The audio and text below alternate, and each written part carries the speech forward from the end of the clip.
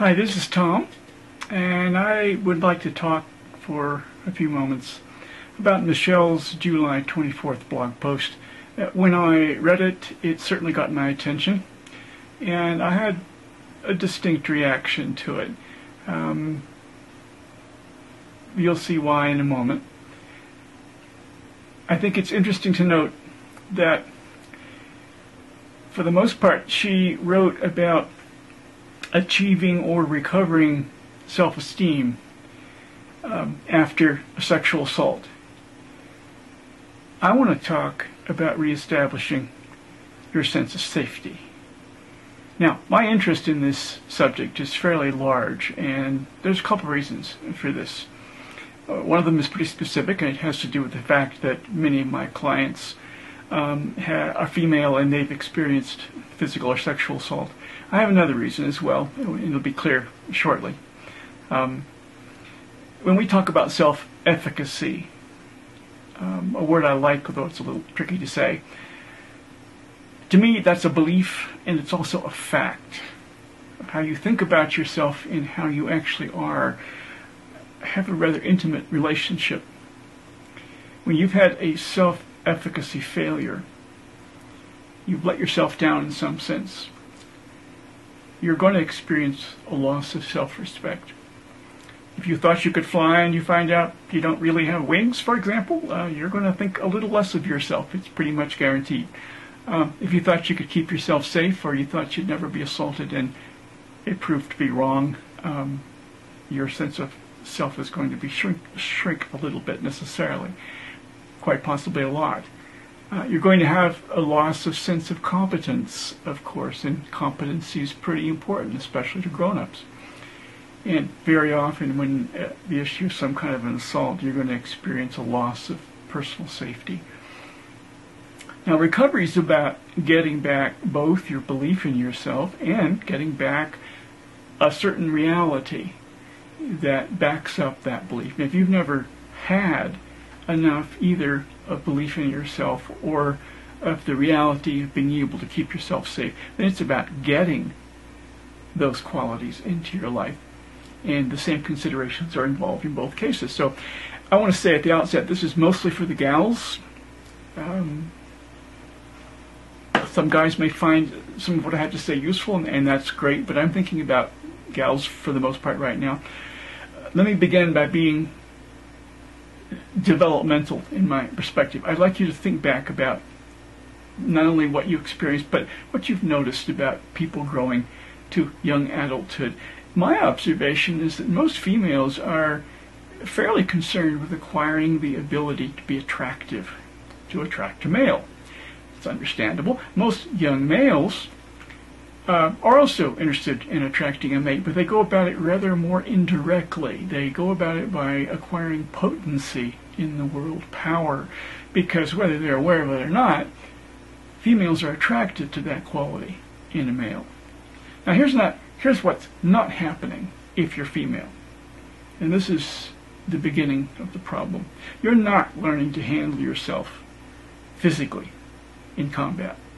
You're not learning the psychology of conflict. You're not learning how to assess conflict situations so that you can survive or even win. Staying safe means that you maintain your boundaries. There are many aspects to this. Some are verbal, some are mental, some are physical. As a gal, since you haven't spent a whole lot of time concerned about boundary assertion and boundary maintenance, maybe it's time to start thinking seriously about the problem. Maybe it's time to talk with someone who has thought seriously about the problem. I'm going to suggest to you that that person you might want to talk to will almost certainly be a male, because for all of our growing up time, we spend a lot of time thinking about these issues. So now you know my second reason for being interested in this general subject. I'm male. It's impossible for me not to be interested. When disaster strikes or a fight breaks out, I run toward the problem, not away from it. It's just my nature.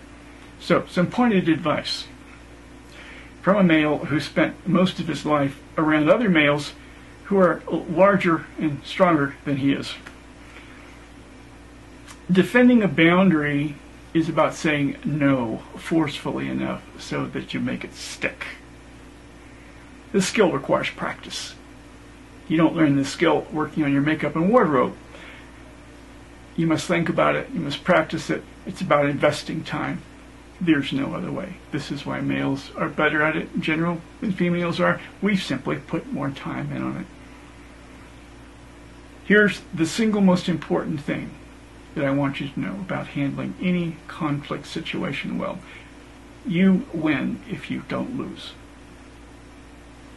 And I know a sure and certain way not to lose a fight. Can you guess what it is? Don't get into one. Now, that's not going to happen by accident. It's like avoiding not getting killed in a car wreck. Same idea. If you're going to avoid a potentially injurious or lethal conflict, you're going to have to assess your risk.